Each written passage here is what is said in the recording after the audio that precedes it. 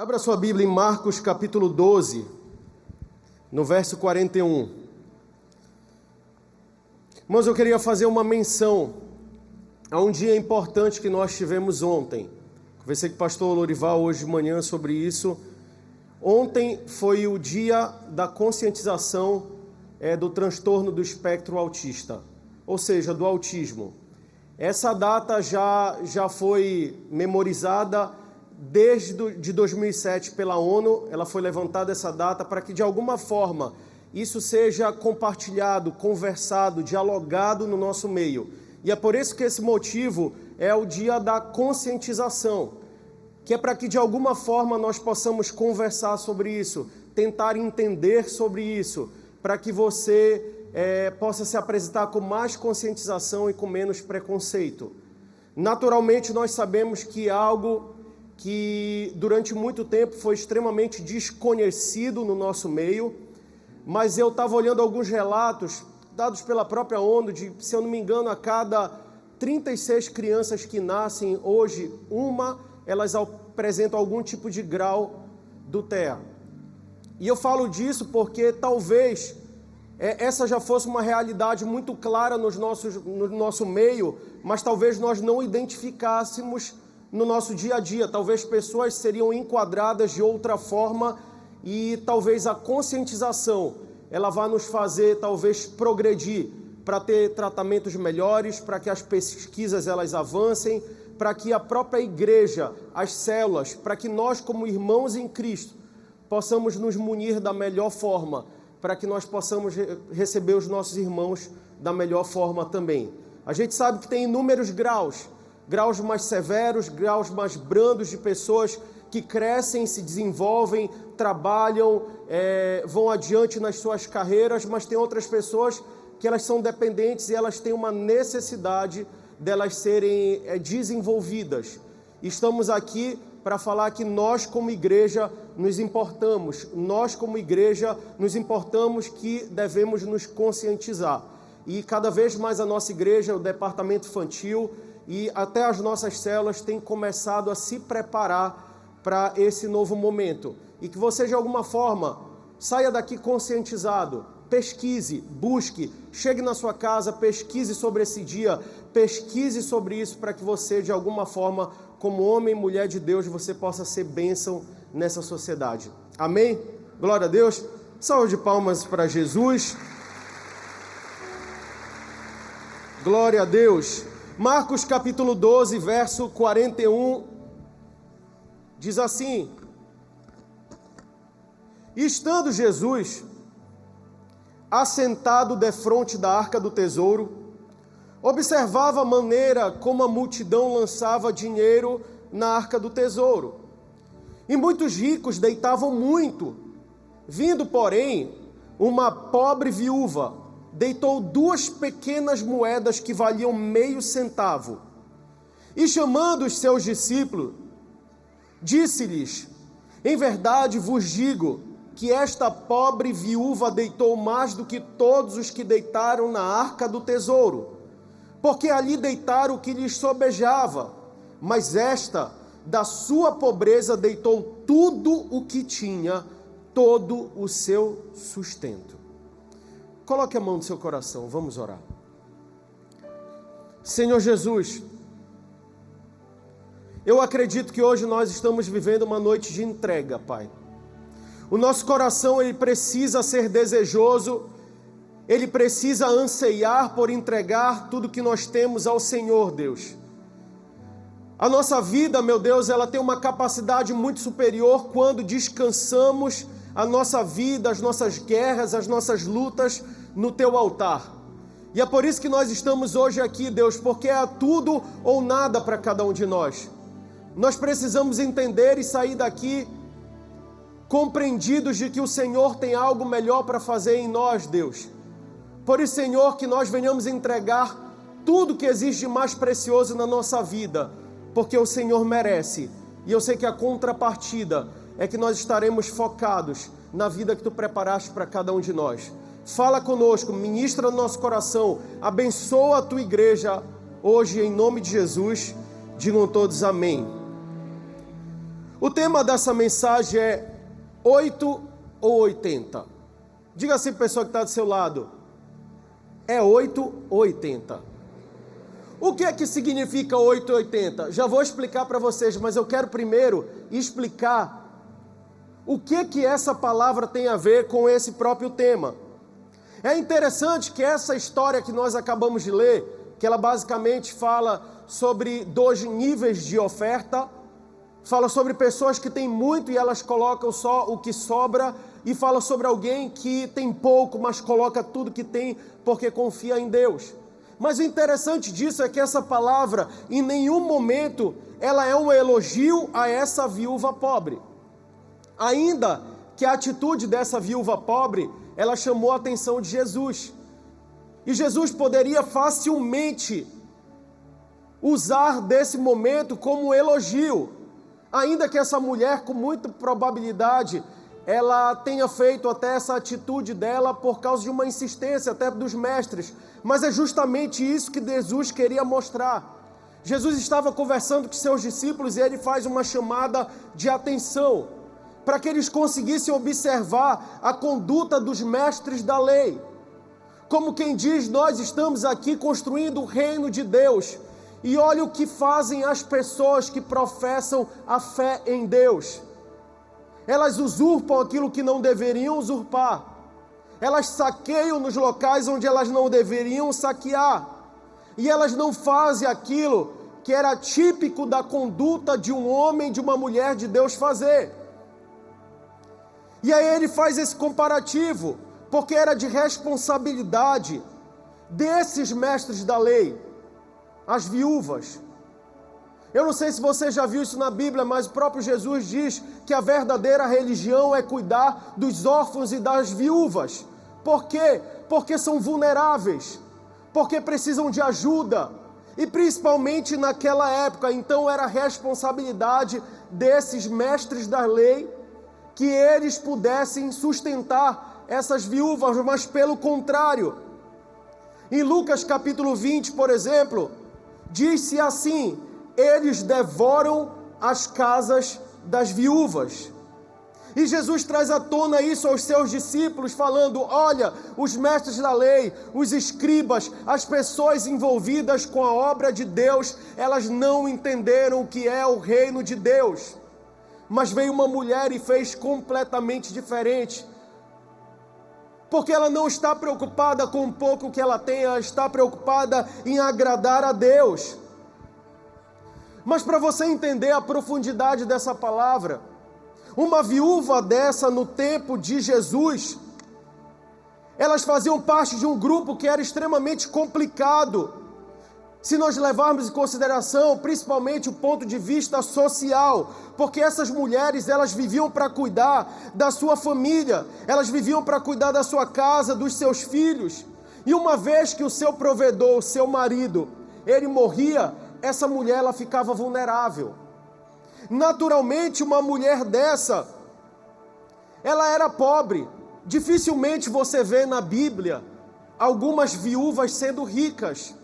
Normalmente essas mulheres, elas ficavam em vulnerabilidade, em situação financeira difícil. Em muitos momentos essas mulheres eram sustentadas pelos próprios filhos, se assim eles tivessem condições de trabalhar e de sustentar as suas mães. Mas essa mulher, ela não era só pobre, ela era extremamente pobre, porque a Bíblia, quando usa o termo sobre a pobreza dessa mulher, ela usa um termo chamado pinítira, que no grego significa extrema pobreza. Então essa mulher, ela não só simplesmente numa vulnerabilidade, ela chega e dá tudo o que ela tem. Essa mulher dá tudo o que ela tem, mas não sobrava mais exatamente nada, nem para o próprio sustento daquela mulher. Mas eu posso te dizer que tem muito mais agravantes nisso. Uma mulher naturalmente naquela época não tinha condições nem de se desenvolver, porque mulheres normalmente em grande maioria não eram estudadas. Quando eram poucas, era quase que inexistente mulheres que se dedicavam à instrução, à educação. Então, quando uma viúva perdia o seu marido, ela ficava extremamente vulnerável, sem recursos, nada para sua sobrevivência. Mas essa mulher, ela chega diante da oferta a ser dada no templo. Ela chega diante de Deus e ela dá, a Bíblia diz que ela dá tudo o que ela tinha. E aí que entra o tema dessa mensagem, 880. 880 é uma expressão da língua portuguesa, uma expressão popular e do nosso dia a dia, que ela dá uma direção sobre dois extremos. Sempre existe dois extremos, e quando se fala normalmente de 880, normalmente ela está relacionada principalmente a uma personalidade, a um comportamento, mas em suma o que ela quer dizer? Ela quer dizer ou é tudo ou é nada. Quando se fala, por exemplo, que uma pessoa, fulano de tal, ele é 880, é porque ele não é meio termo, ele é decidido, ele escolheu o que ele quer fazer da sua vida. Quem está entendendo o que eu estou dizendo aqui? Isso tem tudo a ver com cada um de nós, porque nós estamos vivendo agora, você só de estar aqui está vivendo um tempo de decisão, ou é ou não é, ou é tudo ou é nada. Jesus nunca chamou a gente para que ficasse em cima do muro, nunca nos chamou para que nós fôssemos meio termos, e nunca nos chamou para que nós fôssemos mornos. Porque a Bíblia fala, quando diz da igreja, as 7 igrejas do Apocalipse, a igreja de Laodiceia: eu tenho contra ti um problema. O meu problema que eu tenho contra ti é que você é morno. Antes foras quente ou frio. Como você é morno, eu tenho vontade de te vomitar. Essas eram as palavras de Deus para a igreja de Laodiceia. Como dizia: vocês cresceram, vocês avançaram, mas vocês esfriaram na fé, porque não entenderam que é tudo ou é nada. E a pergunta hoje para cada um de nós: nós estamos dispostos a dar tudo para Deus que nós temos? Ou nós vamos dar para Deus só o que sobra? Eu te convido hoje para você colocar na mão de Deus tudo que você tem, principalmente o que é de mais precioso que você tem. Entenda, eu não estou falando aqui só sobre dinheiro, ainda assim que esteja falando sobre tuas finanças, mas eu estou falando aqui sobre a sua família. Descanse a sua família no altar do Senhor. Descanse o seu trabalho no altar do Senhor. Sabe o que é interessante? Minha esposa sabe, vim para cá, estou com uma demanda gigantesca no trabalho, pesado, cansado, com muita coisa para resolver, e hoje parece que desandou tudo. E eu vim para cá, muita gente me ligando, pedindo para eu resolver algumas situações. E aí, quando eu entrei para tomar banho, antes de vir para a igreja, Deus falou para mim exatamente assim: ou é tudo ou é nada, é 8 ou 80. Eu falei: Senhor, eu já entendi. Eu entendi, porque eu quero compartilhar para que as pessoas aprendam e entendam, mas o Senhor está falando aqui no meu coração: ou é tudo ou é nada. Confia em mim, coloca o teu trabalho, coloca as tuas finanças, coloca a tua família, coloca o teu casamento, coloca a vida dos teus filhos no meu altar.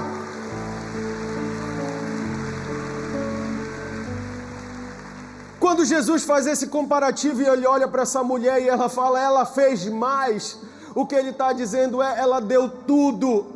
Se ela tivesse mais, ela dava tudo, mas ela deu tudo o que ela tinha. Dê tudo que você tem ao Senhor. Dê a sua família ao Senhor. Dê os seus filhos ao Senhor. O casamento está muito ruim, coloca o teu casamento diante do Senhor, que Ele tem prazer em resolver os teus problemas. As finanças não estão legais, ou elas estão muito boas, mas estão sem o Senhor. Coloque diante do Senhor as tuas finanças. Eu sempre falo para Deus: Deus, eu vou me preocupar com o dinheiro, ó Pai. Foi Tu que me deste, é que nem Jó, só que na vida financeira. Tu deste, Tu tiraste, louvado seja o Teu nome. Eu estou aqui pelo Senhor, eu faço o que faço pelo Senhor, e o Senhor assina embaixo. O Senhor tem prazer de assinar embaixo do contrato da tua vida, para dar certo a tua vida. Ele tem prazer nisso. Mas eu quero compartilhar porque eu devo entregar tudo que eu tenho a Deus. Por que é tão importante ser ou tudo ou nada? Por que é tão importante ser 80, não ser 8? Nem ser mediano. Porque nada do que fazemos a Deus passa despercebido aos seus olhos. Eu sei que é um conflito às vezes para cada um de nós.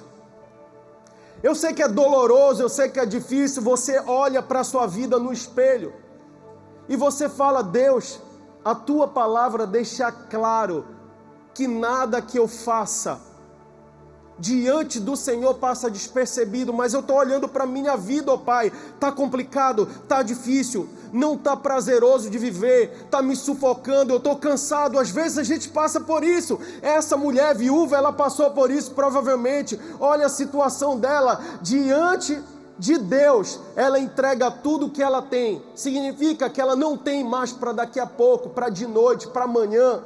Ela só tem uma confiança: eu não entreguei para qualquer pessoa, eu entreguei para Deus. Lucas capítulo 21, verso 1 e 2 diz assim: e olhando ele, Jesus estava olhando, não passa despercebido. Entenda, Jesus está te olhando. Ele está vendo tudo que você faz. Às vezes o namorado não está vendo. Às vezes uma esposa, um marido, às vezes o filho, às vezes os pais, às vezes o patrão, às vezes alguém que você ama, alguém que está te ferindo, alguém que está te traindo, alguém que está te fazendo mal, não está conseguindo observar, mas a Bíblia diz que Deus, Ele está olhando, Deus está vendo, e olhando Ele, viu os ricos lançarem as suas ofertas na arca do tesouro, e viu também uma pobre viúva lançar-lhe 2 pequenas moedas. Os ricos naquela época, eles davam grandes quantias volumosas de ofertas. E a Bíblia diz que aquela viúva deu, se não somente 2 moedinhas. E essas moedinhas eram 2 moedas de cobre. Aqui diz que valiam meio centavo. Tem vários cálculos sobre isso, eu já vi que elas valiam como se fosse cada uma delas 6 minutos de dia trabalhado. Imagine o que é 6 minutos do teu dia trabalhado. E isso fala de um trabalho de salário mínimo. Imagine o que é 6 minutos de um trabalho de salário mínimo. Elas não valiam basicamente nada. Trazendo talvez para a nossa moeda, valiam, como dizia aqui, 50 centavos. Na verdade, eu acho que diz que até meio centavo. Era uma quantia irrisória, mas de alguma forma aquilo chamou a atenção de Deus. Essas 2 moedinhas de cobre chamou a atenção de Deus porque, primeiro, ninguém dava esses valores diante de Deus. Era talvez vergonhoso levar diante de Deus um valor como esse. Só que o Deus que nós servimos, Ele vê proporcionalidade. O que é proporcionalidade? Deus sabe a medida que você pode dar. Deus sabe até onde você consegue ir. Deus sabe até onde você consegue suportar. Deus sabe até onde Ele pode chegar junto com você. Mas Ele está te vendo. Assim como Ele vê o rico, Ele vê o pobre, Ele vê todos os tipos de pessoas, porque Ele olha dentro do coração. O homem não sonda o coração, ele não sonda as vontades, mas Deus sonda as vontades. E ele olhou para aquela mulher e viu uma questão de proporcionalidade. Ele olhou naquela mulher o que não era preço, era valor. Principalmente quando se trata da tua vida, da tua família, daquilo que Deus te deu. Não tem preço, tem valor. Mas sabe por que não tem preço e tem valor? Porque o valor foi pago por Deus e ninguém, nem você, pode pagar. É por isso que a Bíblia diz que a salvação é dom de Deus e não vem de vós.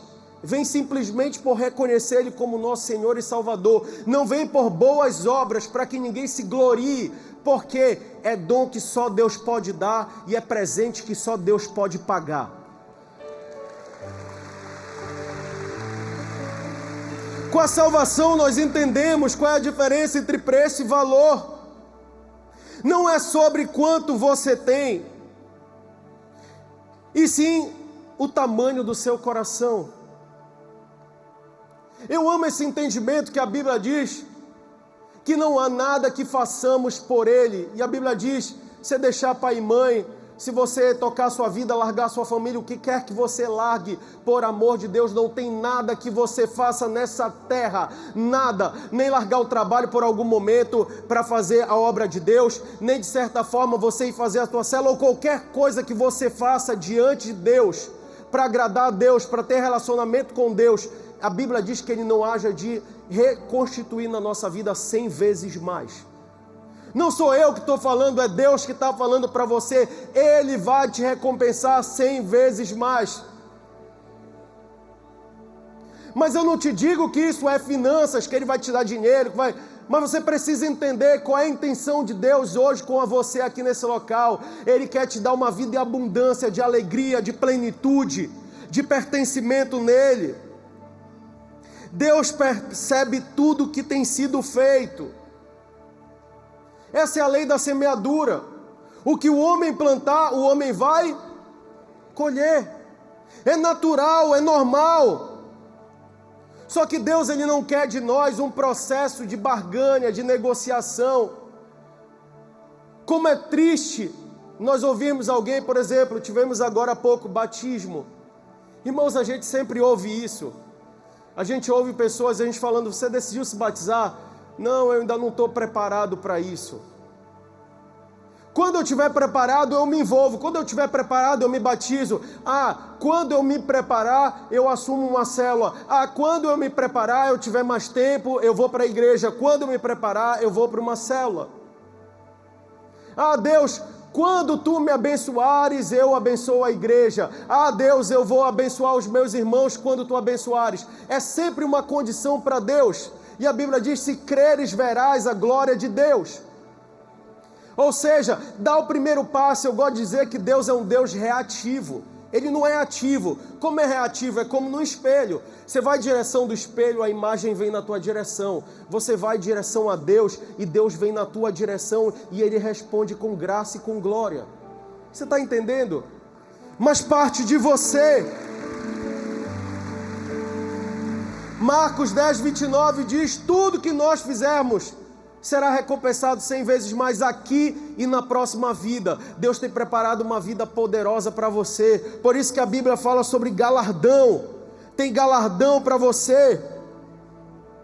Servir com intensidade não é certeza da ausência de problemas. E essa mulher entende isso. E como ela entende isso, ela dá, sabendo que ela está dando para Deus, independente da vida e da condição que ela vive. Jesus percebeu e viu a decisão de coração e a oferta e o clamor daquela viúva. E eu quero dizer para você, Deus está ouvindo o teu clamor. Deus está ouvindo a oferta da tua vida hoje aqui nesse local. Deus está vendo que você chegou aqui, você tem uma demanda que o médico não consegue resolver. Deus está vendo que você está entregando tudo que você pode a Ele, mas o namorado, o marido, a esposa, o noivo, a noiva, o patrão, o presbítero, o líder de célula, o pastor, o padre, ninguém consegue resolver, mas Ele consegue resolver o teu problema e Ele tem cuidado de você. Ele está dizendo, eu estou vendo o que você está fazendo diante de mim e eu estou ouvindo o teu clamor. Vai chegar o tempo certo. Porque nada do que nós fazemos passa despercebido diante dos olhos dele. Número 2. Porque eu devo entregar tudo que eu tenho a Deus? Porque a resposta para a ansiedade é a fé. A resposta para a preocupação é a fé. E eu já vou te explicar. Está aqui um testemunho vivo de alguém que já teve transtorno de ansiedade. Irmãos, que coisa mais horrível e mais desesperadora. A minha esposa sabe, já éramos casados. Não lembro se eu era pastor, acredito que era. Já era, que éramos casados, foi logo em seguida. E eu me lembro de uma noite específica, que eu me lembro que eu acordei de madrugada, os lençóis todos molhados, porque suava muito. E eu acordava sufocado, sem conseguir respirar. E eu acordava ela também, e ela se sentia mal, e ela ficava preocupada comigo. Em um determinado momento eu fui diante do altar de Deus, E eu falei, Deus, eu entrego a minha vida ao Senhor, porque eu não aguento mais isso, eu não conseguia dormir.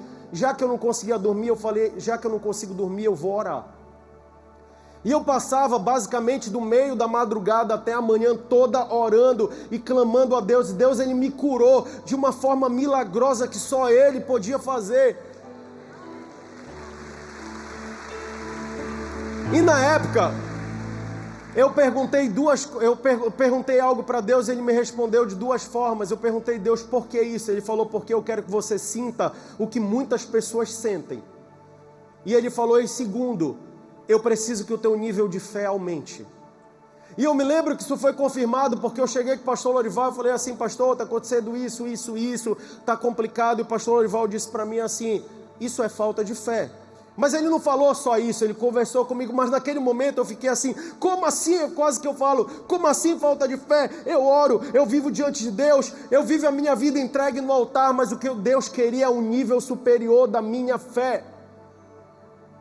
Sabe por quê? Quando se tem essa fé que atinge o coração de Deus, porque a moeda de troca do reino não é o choro, a moeda de troca do reino não é dinheiro, a moeda de troca do reino é a sua fé.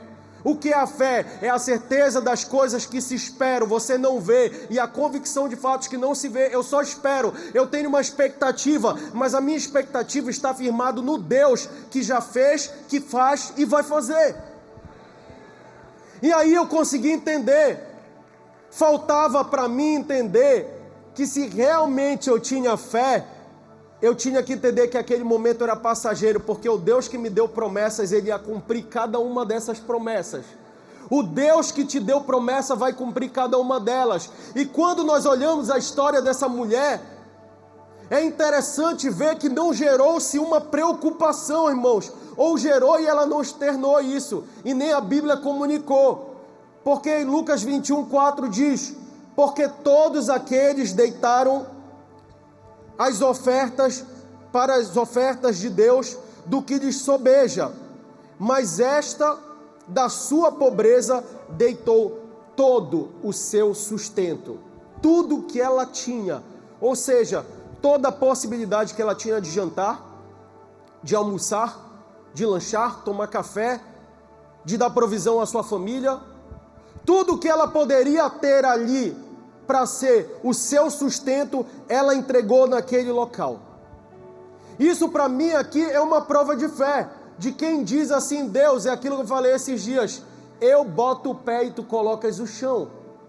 É como se eu dissesse aqui, andando aqui, nesse local, eu falei, Senhor, eu sei que tu vai, não vou fazer essa loucura, tá bom? Mas é como se eu falasse, Deus, coloca o chão. Isso fala dos teus problemas. É quando você apresenta diante de Deus, Deus, parece loucura para todo mundo, mas para quem te conhece não é loucura, porque a gente sabe onde a gente está se metendo. Nós sabemos o que estamos fazendo. E essa mulher sabia o que ela estava fazendo, porque ela estava entregando para Deus. Ansiedade é basicamente o excesso de preocupação e o medo do futuro. Depressão é excesso de passado. Estresse é excesso de presente. E ansiedade é excesso de futuro. Ansiedade é ter medo de algo que você, em grande maioria, nem vai acontecer na tua vida. Boa parte das caraminholas, das ideias loucas, das besteiras que passam na nossa vida, nunca vai acontecer, irmãos. Preocupação é pré-ocupação. É se ocupar antecipadamente com algo que em grande maioria nem sequer acontece. Irmãos, só Deus sabe o que passa na minha e na tua cabeça. A gente pensa tanta besteira, irmãos. Você sente uma dorzinha aqui na costela, aí já fala, eu acho que é câncer terminal. Aí vai ver, é só gases. Eu estou falando isso de forma brincadeira, mas quantos de nós têm vivido uma ansiedade desenfreada, síndrome do pânico, um medo desenfreado do que vai ser amanhã? Ah, Deus, como eu vou pagar a conta que vai vencer daqui a 20 dias? Irmão, tu pagou a conta de hoje, então Deus já proveu. Por isso que a Bíblia diz, quando fala sobre ansiedade, deixe cada dia o seu mal. Deixe cada dia a sua guerra, porque Deus já cuidou do teu futuro. Vive o que o Deus está te projetando agora e glorifica o nome dEle, porque você já tem muito que Ele te deu.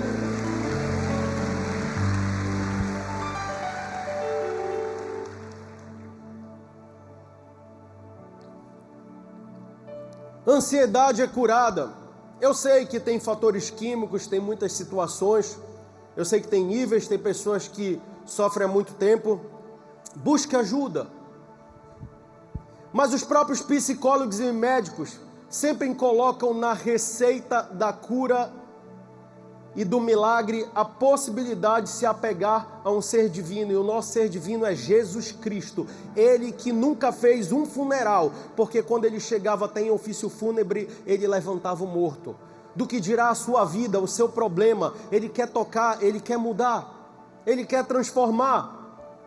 E mesmo que a gente entenda todas essas possibilidades, a fé, ela tem curado, mas essa fé que coloca uma expectativa em Deus sem ver. Olha o que a Bíblia diz sobre os 5 pães e 2 peixinhos. Um garoto, um menino, a Bíblia diz que ele resolveu levar 5 pães e 2 peixinhos. Jesus começa a ensinar, passa muito tempo ali, se contar tinham quase 15 mil pessoas, talvez mais se contar com mulheres e crianças. Muita gente, mas não tinha recursos, eles estavam longe de todos. Se Jesus despedisse aquela multidão, eles não teriam o que comer. E aparece um garotinho com a provisão pequenininha, 5 pães e 2 peixinhos. Eu me pergunto, você entregava os 5 pães e 2 peixinhos? Eu acho que você escondia. Mas o garotinho era cheio de Deus.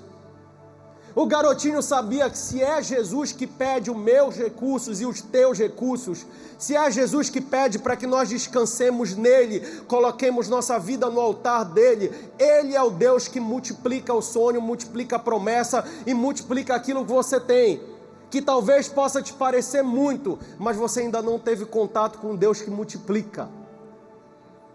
Deu para entender? Gere essa fé no seu coração, mesmo que hoje o aspecto da tua vida seja de ansiedade. Talvez não uma ansiedade como uma patologia que você está precisando tomar remédio, mas talvez às vezes você está no nível de ansiedade, preocupação com o que vai acontecer amanhã, como vão ser as coisas, e Deus está dizendo, descansa em mim que eu estou cuidando de você. Só descansa, só descansa. Te joga nos meus braços que eu vou cuidar de você, eu vou cuidar das tuas coisas, eu vou cuidar da tua família. Não saia de casa amanhã sem você descansar nele, falando, Deus, eu não sei como vai ser o dia, mas eu sei que tu sabes e eu descanso no Senhor. Descanse e confie nele.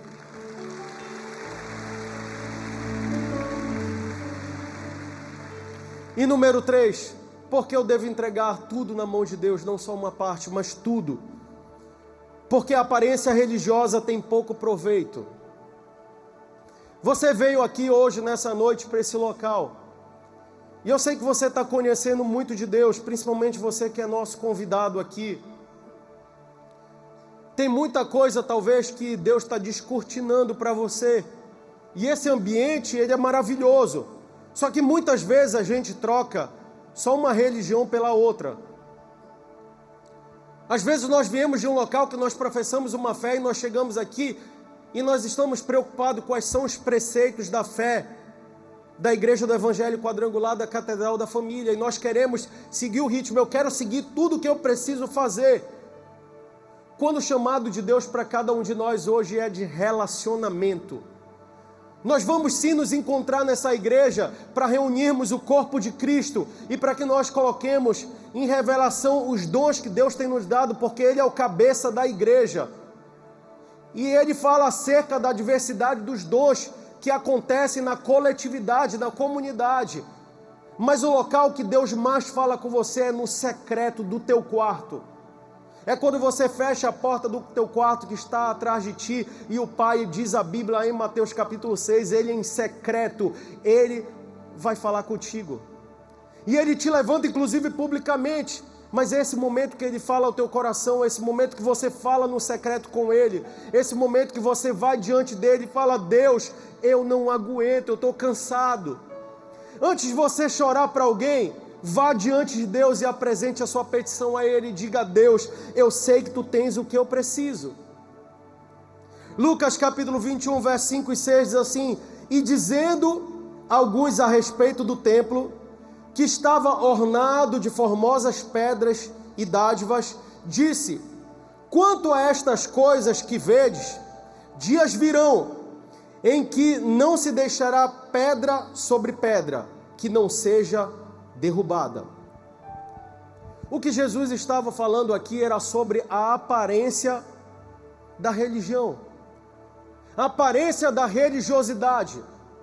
Ele estava falando sobre os próprios discípulos que olharam aquele templo suntuoso. Eles olhavam ele ornamentados, que tudo tinha de mais precioso lá.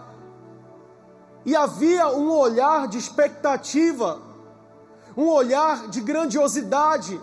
E Jesus ele chega de uma forma muito direta falando: não se preocupem com isso que está aqui, porque eu vou destruir tudo isso que está aqui, não sobrará pedra sobre pedra. Sabe por quê? Em 3 dias, na ressurreição, que nós comemoramos agora, nesse final de semana, o cristianismo seria instalado pela morte e ressurreição de Cristo, e Deus já não habitaria mais em templo construído por mãos humanas, agora Ele habita dentro de mim e de você.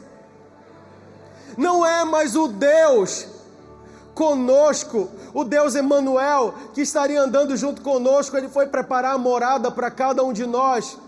E quantas pessoas aqui salvas em nome de Jesus. Olha o tamanho da morada que Jesus está preparando. Só que Ele disse: eu estou indo, o Deus conosco vai, mas eu deixo o Deus que está em vocês.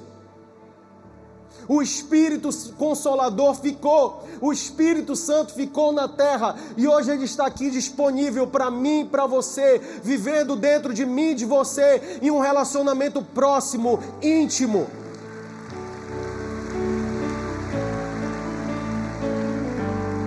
Porque a aparência religiosa, ela tem pouco proveito. Só uns cacuetes, misericórdia, está amarrado, está repreendido. Aí às vezes a gente quer até fazer uma libertação, né? Eu ouvi o pastor falando, isso aconteceu com os discípulos, que eles falaram: eu sei que é Paulo, sei que é Jesus, mas e tu, quem tu és? Sabe o que é isso? Relacionamento. O seu nome está sendo escrito no livro da vida, e você é importante no céu, porque existe um que é mais importante que você, que é Jesus, e Ele colocou teu nome lá. Você está conseguindo entender?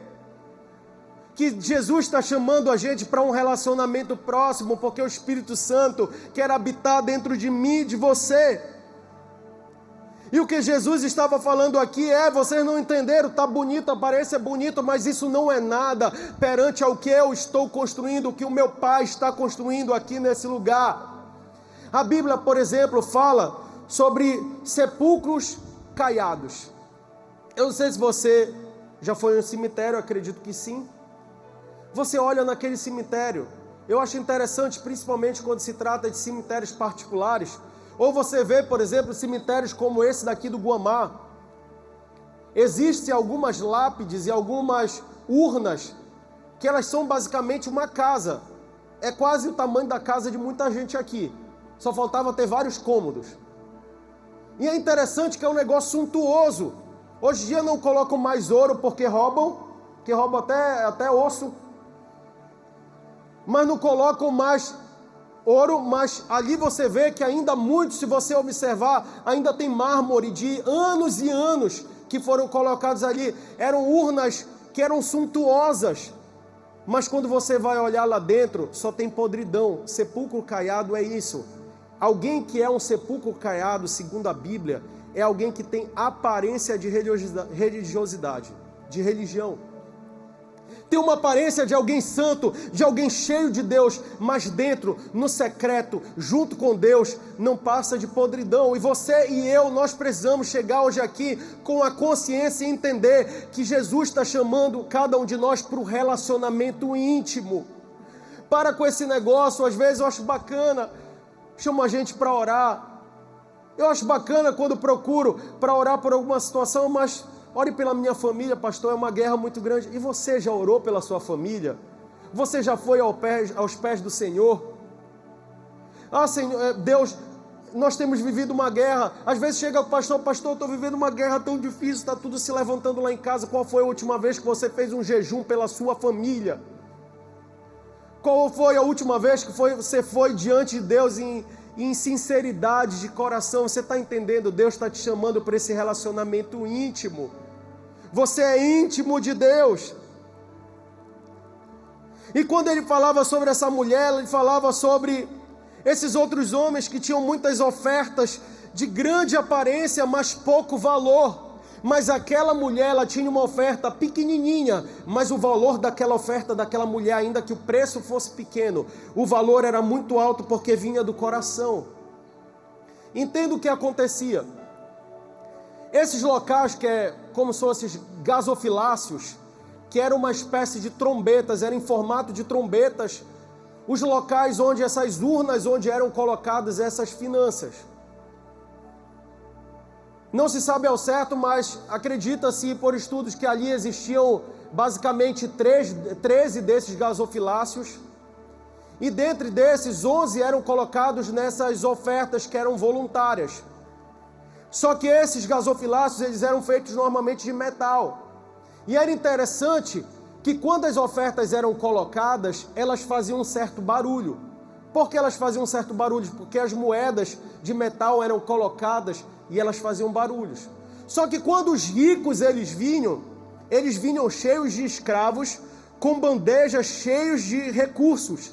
E eles colocavam naquele local e era uma aparência de alguém que é muito rica, porque era jogado dinheiro naquele local e todo mundo que estava em volta reconhecia: tem um rico dando uma oferta gigantesca aqui diante do Senhor. Existia toda uma questão litúrgica ali, uma aparência de alguém que oferta muito, mas às vezes aquilo não significava exatamente nada conforme a quantia que aquela pessoa tinha. Quem está entendendo o que eu estou dizendo? E aí veio uma mulher com uma oferta que nunca era dada porque era vergonhosa. Fez um barulho, pim, outro barulho, pim.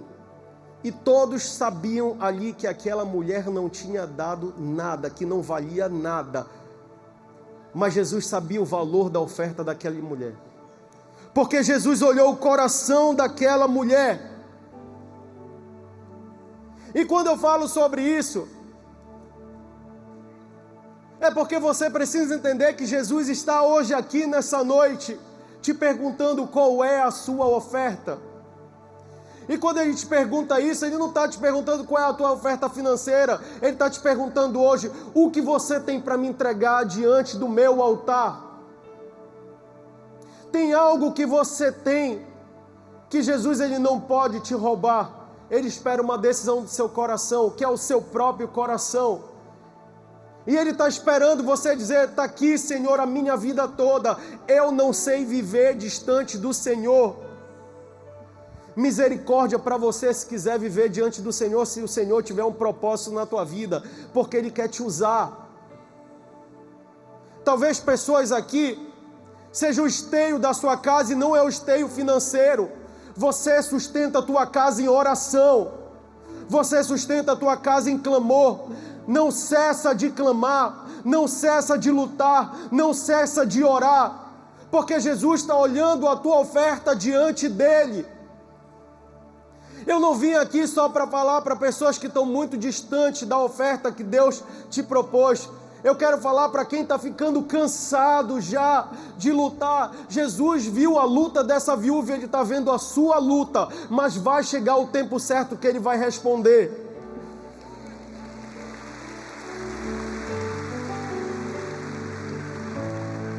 A Bíblia diz que esse Pai que nós oramos em secreto, Ele vê em secreto, mas Ele recompensa publicamente. Sabe o que significa isso? É porque o relacionamento ele é no secreto, mas Jesus tem que testificar da tua vida para que todos reconheçam que você é a proposta mais brilhante de Deus. Que Ele olhou para você e falou: você vai dar certo, coloca tudo diante de mim, porque eu e você não tem como dar errado.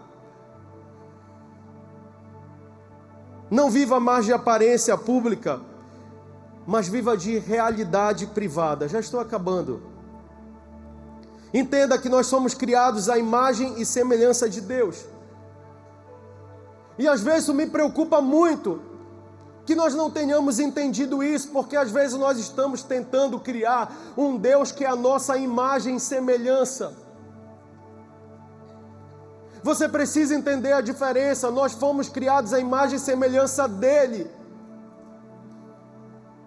para nos espelharmos em Deus, para nos espelharmos em Jesus, para ter o caráter de Cristo. E muitos de nós, às vezes, por andar tão distante de Deus, a Bíblia diz que isso é levantar mestre das suas próprias concupiscências. O que é isso? É levantar um Deus com D minúsculo, um Deus que agrade as minhas vontades. Ah, eu vivo assim, desse jeito mesmo, mas sempre tem um Deus que pode me agradar. E Deus está te chamando para o outro caminho. Ele está te chamando para o negue-se a si mesmo. Tome a sua cruz, então me siga. E quando Deus te faz essa proposta, Ele te faz essa proposta como quem diz: coloque tudo no meu altar, vai valer a pena. Nada do que você fizer passa despercebido, mas não viva uma aparência, porque a aparência religiosa tem pouco proveito, mas a intimidade, ela move o coração de Deus. Você vai sair daqui hoje diferente desse local, porque você vai sair daqui entendendo que você não vai mais viver de aparência, você vai viver em retidão a Deus. Não importa o que as pessoas pensam em volta de você, importa o que você tem vivido com Deus. E Deus já está chegando, Ele já vai dar resposta, porque que nem diz a palavra, Ele viu a viúva e Ele está vendo você e Ele já vai responder. Fique em pé no seu lugar, pode aplaudir o Senhor.